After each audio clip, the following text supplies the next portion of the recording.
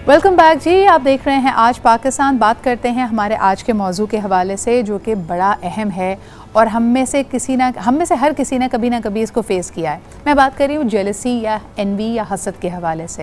And कभी कभार हम रिसीविंग एंड पे होते हैं, कभी कभार हम दूसरों को ये गंदे नेगेटिव इमोशंस दे रहे होते हैं और कहा जाता है कि जी इस पे कोई बस नहीं चलता। अचानक से वैसे एक इंसान बड़ा हेल्दी है, बड़ा कोऑपरेटिव है, किसी का ना बुरा चाहता है ना किसी की टोह में लगता है, लेकिन कोई एक शख्स है ऐसा जो उसके अंदर इस जज्बे को उभारता है कि आप उससे जेलस होना शुरू कर दें।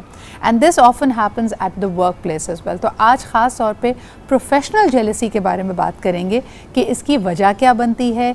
क्या जो लीडरशिप पोजीशन पे है, यानी जो बॉस पोजीशन पे शख्स है, उसका काम है कि जी वो तमाम टीम मेंबर्स को एक मसावात के साथ लेकर चले और किसी को भी ये फील ना हो कि एक को ज़्यादा फेवरेट बनाया जा रहा है। लेकिन देखें, बॉस भी इंसान है, अगर उसका कोई फेवरेट है भी और फॉर द राइटफुल रीजंस है कि वो बंदा ज़्यादा एथिकल है, ज़्यादा प्रोफेशनल है, ज़्यादा काबिल है, तो क्या इस वजह से आप फिर भी उससे जेलस फील कर रहे हैं? तो how do you control and how do you actually channelize that? तो इस पर ज़रा बात करते हैं। और कहीं ना कहीं मुझे ये भी लगता है कि प्रोफेशनल जेलसी की जो बेसिक्स है ना, जो उसकी बुनियाद है, जड़ है, वो हमारे स्कूल सिस्टम में कहीं ना कहीं डाली जाती है। वो ही कंपेटिटिव ग्रेडिंग माहौल जिसके ऊपर बहुत तनकीद हम सुनते हैं। लेकिन जनाब, अगर ग्रेड्स ना हो तो फिर वही हाल होता है जो आजकल हो रहा है कि लोग कहते हैं एग्ज़ाम्स के बगैर ही पास कर दो। But that's a discussion all together different.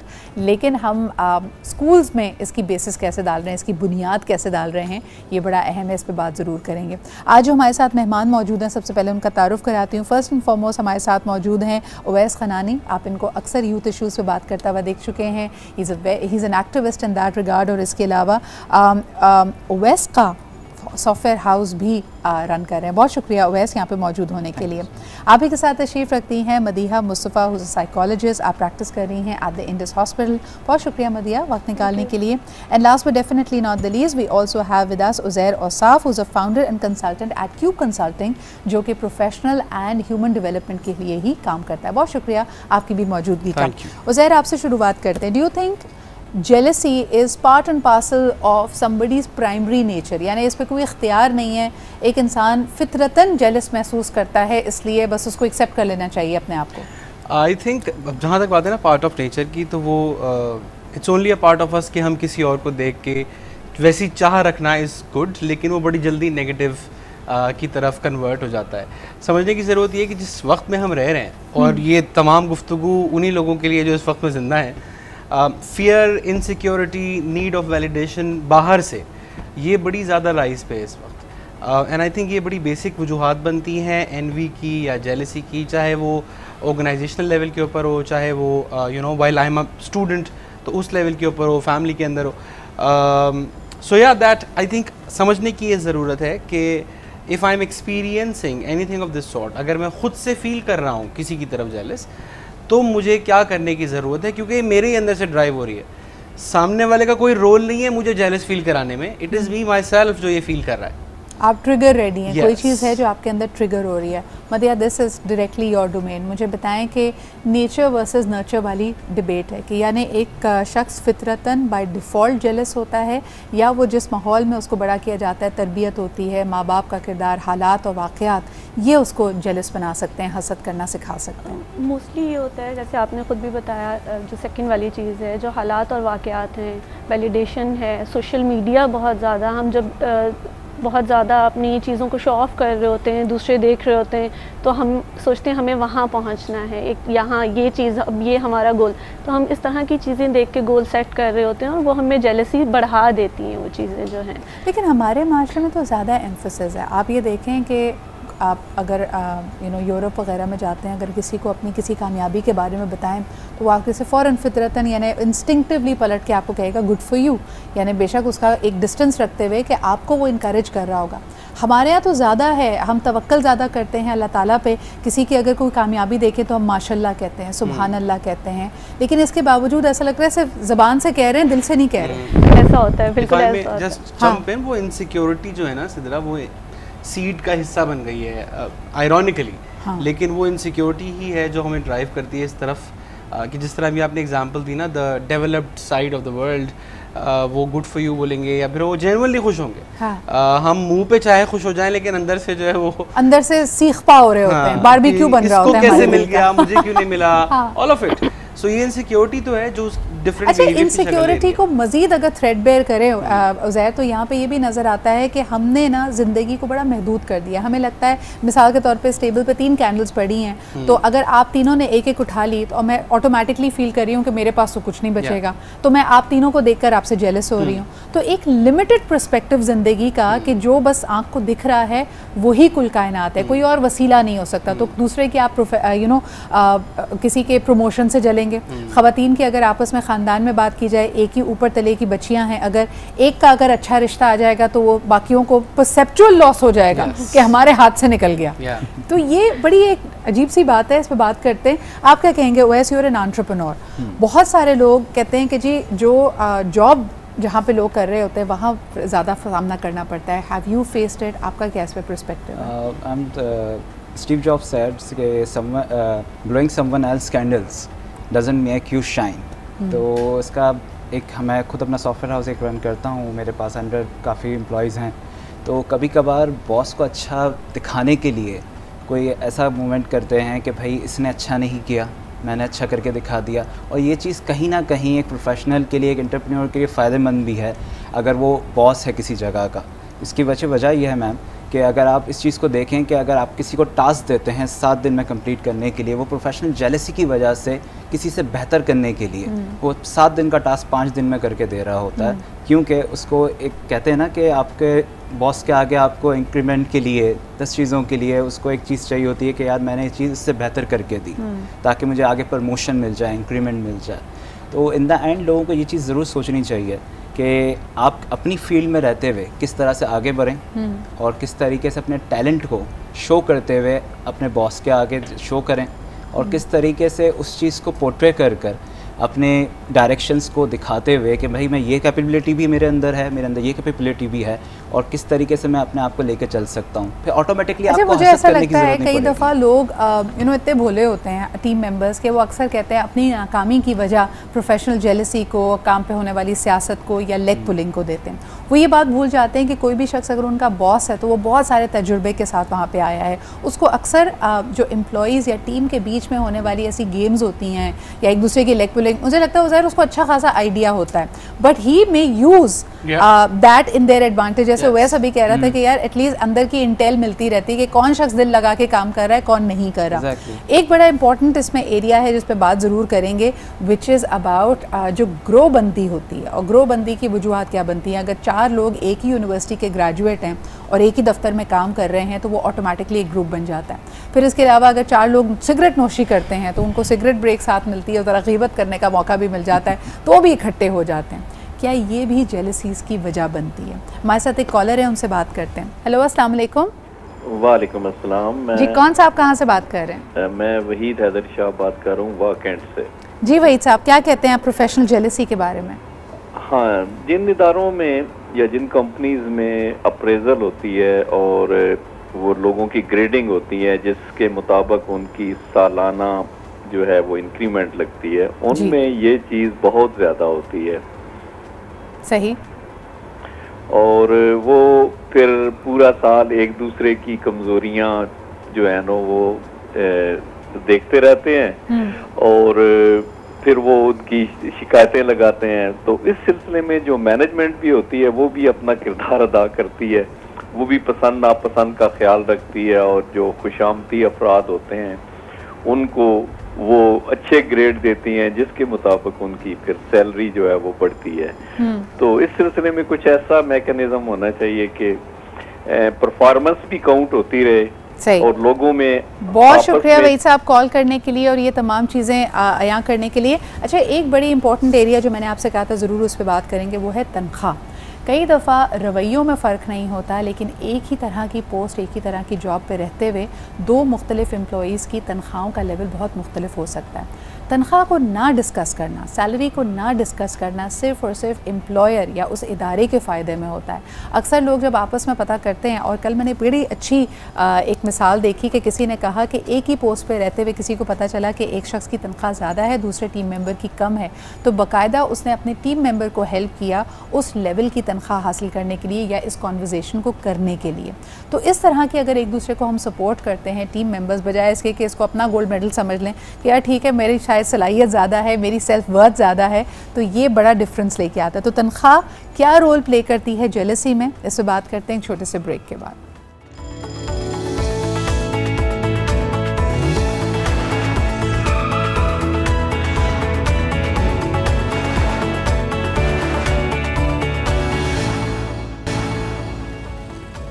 जी जनाब, वेलकम बैक। आप देख रहे हैं आज पाकिस्तान। बात हम कर रहे हैं प्रोफेशनल जेलसी के हवाले से। सैलरीज़ या जो फाइनेंशियल पर्क्स होते हैं वो बड़ा अहम किरदार अदा करते हैं जेलसी की वजह से। किसी को अगर आप अपने ऑफिस में देख रहे हैं कि आपसे बेहतर तनख्वाह पर है तो कहीं ना कहीं ये ख्याल दिल में आता है और आप उसको उसी नज़र से देखते हैं कि यार ये करता क्या है, इज़ ही रियली डिज़र्विंग और नॉट। मदिया क्या कहेंगे कि आपका सजेशन क्या है? हर एक को हर एक की तनख्वाह पता होनी चाहिए। कई दफ़ा तो डिपार्टमेंट्स या ऑर्गेनाइजेशंस ये कोशिश करती हैं कि ये बात खुफिया रहे, लेकिन फिर भी बात लीक हो जाती है। अगर पर्सनली लेवल पे देखा जाए, जैसे आपने कहा कि एक दूसरे की सैलरीज़ पता होती हैं तो जेलसी बढ़ती ही है, तो इससे बेहतर है कि सैलरीज़ ना मालूम हो। ठीक है, जब जेलसी बढ़ रही होती है तो वो ऑर्गेनाइजेशन के लिए ठीक नहीं होता। ठीक है, ऑर्गेनाइजेशन तो यही चाहती हैं कि नहीं मालूम हो, लेकिन अपनी ग्रोथ के लिए, अपने उसके लिए जो एम्प्लॉयज़ हैं वो चाहते हैं कि हमें मालूम हो। बहुत सारी ऑर्गेनाइजेशन में अलाउ नहीं होता फिर भी, लेकिन वर्क प्लेस फ्रेंडशिप जो है उसकी वजह से इधर उधर से। लेकिन आपको नहीं लगता कि अगर तनख्वाहें पता ना हो, डिस्कस ना हो, तो इसका फ़ायदा सिर्फ और सिर्फ एम्प्लॉयर को हो रहा है? बिल्कुल। तो यानी एम्प्लॉयर के जितने एम्प्लॉयज़ हैं वो भी तो जानना चाहेंगे ना कि भाई ये फेवरेटिज्म है या फिर वाकई कोई ख़ास वजह होती है कि एक शख्स को उसकी जो वर्थ है उसको ज़्यादा समझा जा रहा है। आप कैसे देखते हो इसको? देखिए मैम, इस चीज़ के लिए कह रहे हैं सिर्फ वर्थ होती है उस चीज़ की, क्या पता उसके अंदर कोई इस तरह की और स्किल हो जिसकी वजह से उसको ज़्यादा पे किया जा रहा हो। हर चीज़ को मुझे नहीं लगता कि नेगेटिव ही सोचना चाहिए हर इंसान को। अगर उसकी सैलरी अगर आपसे ज़्यादा है, फॉर एग्जाम्पल वो 35,000 अर्न करता है और 30,000 अर्न करते हो, तो किस वजह से अर्न करता है ये आपने देखकर अपने अंदर वो स्किल्स पैदा करनी चाहिए ताकि मैं उस जगह तक पहुँच जाऊँ। ना कि ये कि भाई मैं उससे हसद करूँ या फिर मैं उसकी जगह को किल करूँ कि भाई इससे अच्छा काम तो मैं करता हूँ। यहाँ पर अब ये भी देखा जाता है ना कि बॉस के सामने सिर्फ एक प्रिटेंड करने के लिए सुबह जल्दी आया जाता है और रात को देर से जाया जाता है, सिर्फ ये शो करने के लिए कि मैं काम ज़्यादा करता हूँ।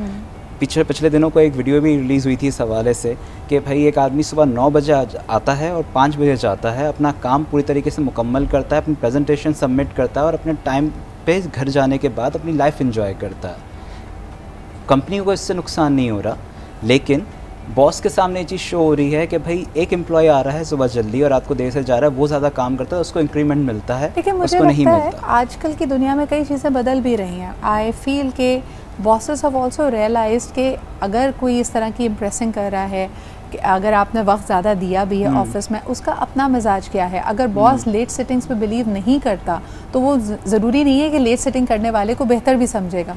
और ज़ाहिर यहाँ पे मुझे ये बताइए कि जेलसी में, प्रोफेशनल जेलसी में लोग किस हद तक चले जाते हैं? देखें, ये बात गलत नहीं है, हमारे ही माशरे में बहुत मिसालें मिलती हैं कि जादू टोना, दूसरे को नुकसान पहुंचाने की कोशिश करना, यहाँ तक कि अपने ही ऑफिस में, अपने ही कंपटीशन पे कातलाना हमले करवाना, ये सब रियलिटी है हमारी। बिल्कुल रियलिटी है। और जहाँ तक बात है कि किस हद तक चले जाते हैं, तो ये तो बड़ी चलें लेट्स से 10% या 15% ये एक्सट्रीम पे होते होंगे, लेकिन मेजॉरिटी की बात कर लेते हैं। मेजॉरिटी इस हद तक तो जाती है कि अपनी बात करने के बजाय दूसरे को डाउनग्रेड करते हैं या दूसरे को नीचा दिखाते हैं, या वो लोग जो डिसीजन मेकर्स हैं जिनके फ़ैसले से असर पड़ता है आपकी तनख्वाह के ऊपर, आपकी प्रोफेशनल जर्नी के ऊपर, आपकी ग्रोथ के ऊपर, उनके सामने अपनी अच्छाइयाँ प्रोजेक्ट करने के बजाय दूसरे की बुराई प्रोजेक्ट करते हैं। समझने की ज़रूरत ये है। और आई थिंक मैंने अपनी कॉन्वर्जेसन का जो आगाज़ किया था, वो जो मैंने वो जो इनसिक्योरिटी का वर्ड मैं बार बार कह रहा था, उसकी वजह ये है, आई मीन ये स्टेम यहाँ से होती है ना।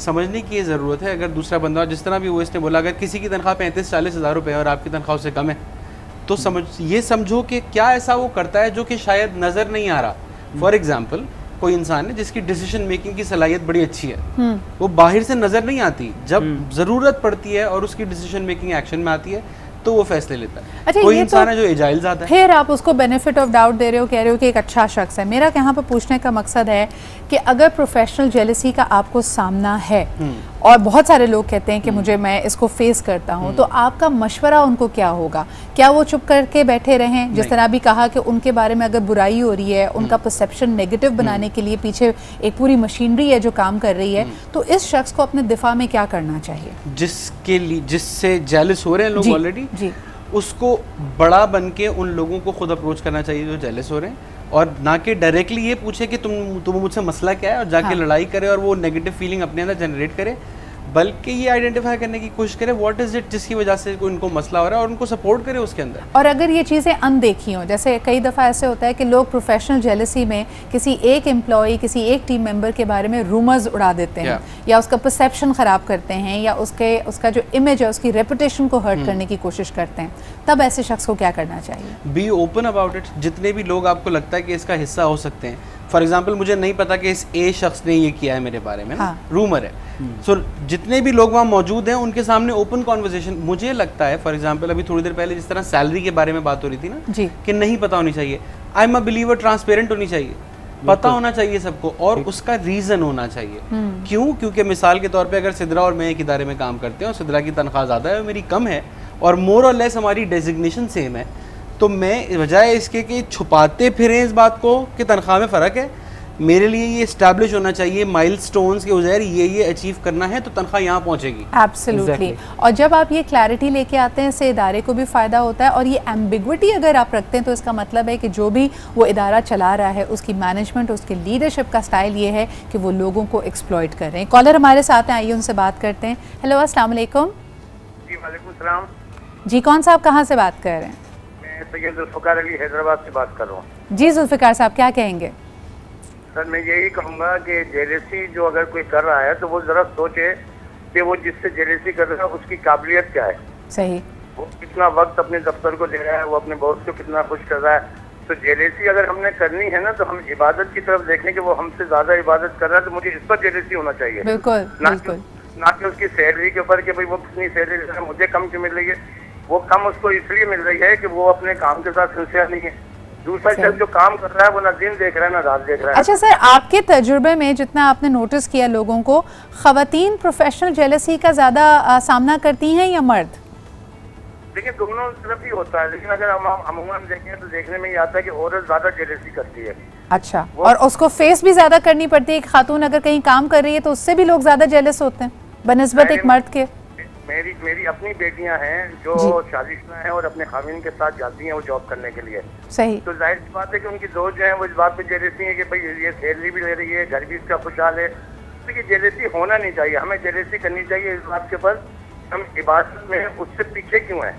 बिल्कुल, बहुत अच्छी बात आपने की, बहुत बहुत शुक्रिया हमारे साथ मौजूद होने के लिए। एक छोटा सा ब्रेक लेते हैं, ब्रेक के बाद वापस आएंगे, ज़रा कॉन्वर्सेशन को आगे बढ़ाएंगे। ये जेंडर बैलेंस की बात करना बहुत ज़रूरी है कि क्या ख़वातीन ज़्यादा सामना करती हैं या ज़्यादा जेलस होती हैं in a workplace. Right after a short break.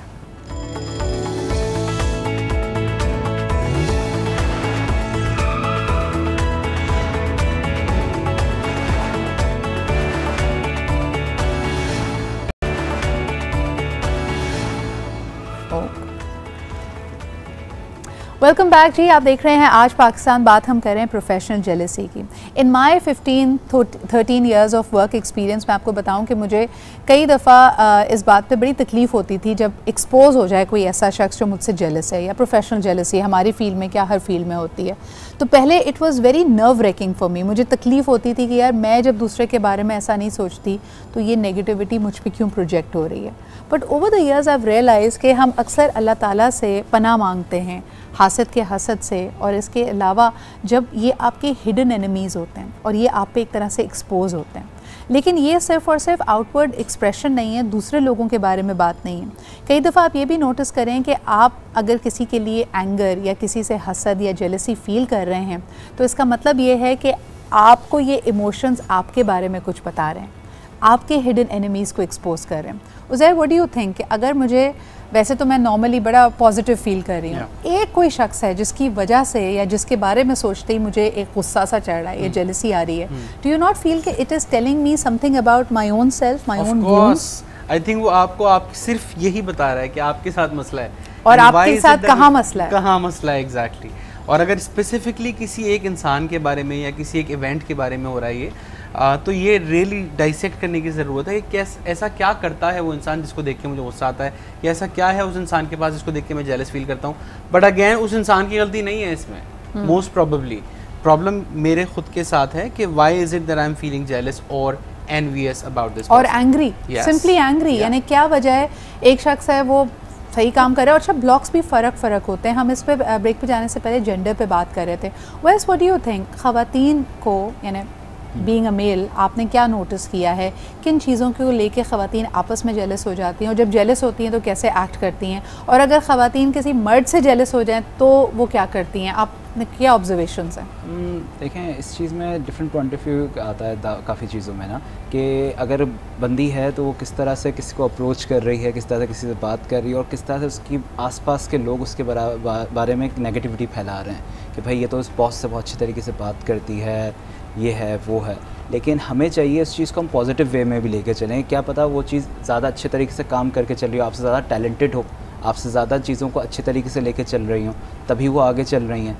हमारी फील्ड में इस तरह से होता है कि अगर आपके पास कोई डेवलपमेंट का प्रोजेक्ट है, आपके पास कुछ है, तो अगर वो कोई फीमेल के पास है या मेल के पास है, उसको काम उसी तरीके से करके देना जिस तरह से हमारे पास एंड द एंड प्रेजेंटेशन में जाएगा। सही। अच्छा, अगर एक टीम के अंदर मधिया जेंडर बैलेंस नहीं है, सारे लड़के हैं, उनके बीच में एक लड़की काम कर रही है, क्या डायनामिक्स आप यूजुअली देखती हैं जेलसी से रिलेटेड?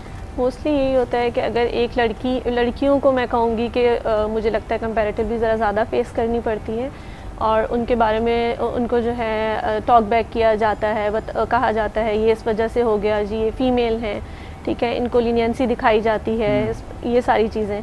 और वैसे वर्क प्लेस पे जेलसी शो करने के जो तरीके हैं, मेल और फीमेल अगर हम दोनों की बात करें, तो उसमें ये हो रहा होता है कि अगर किसी पर्सन से जेलस हुआ जा रहा है तो उसको ईमेल मीटिंग से एक्सक्लूड किया जाना शुरू कर दिया जाता है। जब पूछा जाता है तो उस पर आता है कि इट वॉज एक्सीडेंटली। फिर सोशल गैदरिंग्स जो होती हैं बाकी टीम मेंबर्स की, ऑफिशियली नहीं अनऑफिशियल जो होती हैं, उनसे उनको एक्सक्लूड करना शुरू कर दिया जाता है। जो रिसीविंग एंड पे पर्सन होता है उसके लिए ये बहुत मुश्किल हो जाता है इमोशनली भी, और वो फिर आहिस्ता आहिस्ता फिज़िकली उसके लिए होता है कि सुबह काम पे जाना, ऑफिस जाना मुश्किल है। मुझे ऐसा लगता है जेलसी जब आप कर रहे होते हैं, you become control freaks, you try to control a lot of things in your environment, और ये इट्स अ लूजिंग बैटल, क्योंकि आप कितनी चीज़ों को, कितने लोगों को और किस तरह की सिचुएशंस को कंट्रोल कर सकते हैं। एक कॉलर हमारे साथ हैं, आइए उनसे बात करते हैं। हेलो, अस्सलाम वालेकुम। जी वालेकुम सलाम। जी, कौन सा, आप कहाँ से बात कर रहे हैं? जी मैं लाहौर से बात कर रहा हूँ, इजाज़ मेरा नाम है जी। मुझे ये लगता है कि जो ये लोग होते हैं वो ये कोशिश करते हैं कि डिस्ट्रैक्ट करने की, उनकी कोशिश ये होती है कि जो बंदा अच्छा काम कर रहा है उसको डिस्ट्रैक्ट कर दिया जाए, और यही उनकी कामयाबी होती है। जैसे ही आप मैच्योर होते हैं, आप आहिस्ता आहिस्ता चीज़ों को समझ जाते हैं, तो फिर ये होता है कि आप थोड़ा सा इन चीज़ों को बैलेंस कर देते हैं। तो मेरा ख्याल है कि जो बंदा हो उसे डिस्ट्रैक्ट नहीं होना चाहिए। अच्छा, एक मैंने बड़ी अच्छी आपकी, thank you for that call, अभी ऑफलाइन भी हम ये गुफ्तगू कर रहे थे कि किसी भी सिनेरियो में, किसी भी सिचुएशन में आपके लिए बड़ा आसान है डिस्ट्रैक्ट हो जाना। और डिस्ट्रैक्ट आप कब होते हैं? जब आपको लगे कि आपके एनवायरनमेंट में कोई ऐसा शख्स आया है जो आपसे किसी लिहाज से भी बेहतर है। तो अगर मैं ये कहूँ कि जेलसी की जो बेसिस है, जो उसकी बुनियाद है, वो एक सेंस ऑफ इन्फीरियॉरिटी है। कहीं ना कहीं आप उस शख्स से अपने आप को कमतर समझ रहे हैं, देयरफॉर, या उसके पास कोई ऐसी चीज़ है जो आपकी चाहत है और आपको मिल नहीं रही, आप उसकी जुस्तजू में लगे हुए हैं, that's when jealousy comes through. So आपका क्या मशवरा होगा Uzair, what is the best way कि अपनी उस एहसास कमतरी को ख़त्म किया जाए? आई थिंक 2-3 चीज़ें बड़ी आसान। पहली चीज़ तो ये कि एक अंग्रेज़ी का वर्ड है ग्रैटिट्यूड, उसका मतलब होता है शुक्रगुजारी, इस बात का एहसास होना कि मेरे पास क्या क्या अवेलेबल है, बजाय इसके कि मैं ये देखूं कि क्या नहीं है। ये देखने की ज़रूरत है कि क्या क्या अवेलेबल है। दूसरी बात ये कि know your value system, know your strengths, अपने अच्छाइयाँ और मैं किन किन चीज़ों में अच्छा हूँ ये जानना भी ज़रूरी है, इसको भी समझना ज़रूरी है, ताकि इस पे काम किया जा सके और उसको फर्दर आगे बढ़ाया जा सके, बजाय इसके कि मैं दूसरे की उसको ही देखता रहूँ कि वो कैसे अचीव कर रहा है, उसको कैसे मिल रहा है, मुझे तो नहीं मिल रहा। इससे एक्चुअली होता ये है कि मेरी एनर्जी इतनी ड्रेन हो जाती है कि मैं अपने आप को आगे ले जा ही नहीं पाता, बजाय इसके कि मेरा फोकस इस पे रहे कि मैं खुद को कैसे डेवलप करूं। जब फोकस यहाँ रहेगा कि दूसरों को कैसे नीचे गिराना है, तो you know you can only imagine the result. मुझे याद आ रहा है कि जब डिबेटिंग डेज में मैंने एक मिसाल सुनी थी, और आप भी जानते होंगे, जिन लोगों को अगर लॉबस्टर्स या क्रैब्स खाने का शौक़ है, अगर आप यू नो एक मार्केट में जाएं, ख़ास तौर पे अगर आपका साउथ ईस्ट एशिया जाना हो, तो एक बैरल के अंदर उन्होंने क्रैब्स और लॉबस्टर्स रखे होते हैं। लेकिन क्या आपको पता है कि उसको कभी भी लिड या उसको ढक्कन नहीं लगाया जाता। इसकी वजह यह है कि अगर एक क्रैब या लॉबस्टर बाहर आने की कोशिश करता है तो नीचे से 4 उसके ऊपर चढ़ के उसके ऊपर से गुजरने की कोशिश करते हैं, and nobody is able to get out. उनमें से कोई भी बाहर नहीं निकल पाता। So they are all stuck inside only because ये एक दूसरे की लेग पुलिंग कर रहे होते हैं, जेलस हो रहे होते हैं कि ये आधा के ऊपर चढ़ गया। So don't be a lobster, don't be a crab, be a human being. और इसका वाहिद तरीका, हम ऑफ एयर ये भी बात कर रहे थे कि शुरू में प्रोफेशनल जेलसी आपके करियर में शायद आप ज़्यादा फेस करते हों, इसलिए नहीं कि आपसे लोग जेलस हो रहे हैं, बल्कि इसलिए भी क्योंकि आप में भी एतमाद की और ट्रस्ट की कमी होती है। ओवर द ईयर्स जब आप एक्सपीरियंसेस हासिल करते हैं, चलें एक वर्क एनवायरनमेंट में एक नौकरी के ऊपर 4 लोग आपसे जेलस थे, जब आपने नौकरी तब्दील की तो आपको लगा आएगा कि शक्लें बदल रही हैं, किरदार बदल रहे हैं, नाम बदल रहे हैं, ऑफिस बदल रहा है, लेकिन वो जो गंदी नेगेटिव डार्क फीलिंग है वो मेरे साथ साथ हर जगह जा रही है। And that's your wake up call. तब आप रियलाइज़ करते हैं कि मसला दूसरों के साथ नहीं, मसला आपके साथ है, and you need to work on yourself. एक लास्ट कॉलर हमारे साथ हैं, मेरे ख्याल में उनसे डिस्कनेक्ट हम हो गए हैं, but this was a very engaging reflective kind of conversation. Caller से भी बात कर लेते हैं। हेलो, अस्सलाम वालेकुम। जी अस्सलाम वालेकुम व रहमतुल्लाह। वालेकुम अस्सलाम। कौन सा आप कहाँ से बात कर रहे हैं सर? जल्दी से अपना इनपुट दीजिए before we close the show. कर रहा हूं गुजरांवाला से, मोहम्मद आरिफ सईद। जी आरिफ साहब, गुजारिश है कि आज का मौजू आपका बहुत अच्छा है माशाल्लाह, और माशरती तौर पर इसकी वजह से हम बहुत ज़्यादा डिस्टर्ब भी होते हैं। तो अगर हम अपने दीन के पहलू से देखें तो देखें कुरान पाक में मुतअद्दिद जगहों पे हसद के हवाले से मिसालें मौजूद हैं। हज़रत यूसुफ अलैहिस्सलाम का वाक़या हमें सबको पता है। इसी तरह फिर सूरह फलक के अंदर अल्लाह ताला ने पनाह मांगी गई है कि वह मिन शर्रि हासिदिन इज़ा हसद। तो ये जो जेलसी है, ये जो हसद है, ये बहुत ज़्यादा है इस हवाले से माशरे में, और इसकी वजह से बहुत से मसाइल पैदा होते हैं। बिल्कुल, बहुत बहुत शुक्रिया कॉल करने के लिए। और ये इंसान को बिल्कुल दीमक जैसे लकड़ी को चाट जाता है, उसी तरह हसद आपके अपने पोटेंशियल को, आपके अपने टैलेंट को ख़त्म कर सकती है। बहुत बहुत शुक्रिया। हमारे साथ उज़ैर मौजूद थे, मदिया थी, and Uwais, thank you very much for being here. इसी के साथ ही इस हफ्ते के लिए हमारे प्रोग्राम से ख़िताम पजीर होते हैं, और आपसे मुलाकात होगी मंडे को दोबारा। अपना बहुत ख्याल रखें। हमें टॉपिक्स और अपने कॉमेंट्स भी बताते रहिएगा कि ये जो डिस्कशंस हुई हैं उस पर आप क्या सोचते हैं, और इसके अलावा भी अगर आप कुछ मौज़ूआत पे चाहते हैं कि हम डिस्कस करें, do suggest to me on my social media portals. इसी के साथ मुझे इजाज़त दीजिए, आपसे मुलाकात होगी। खुदा हाफिज़।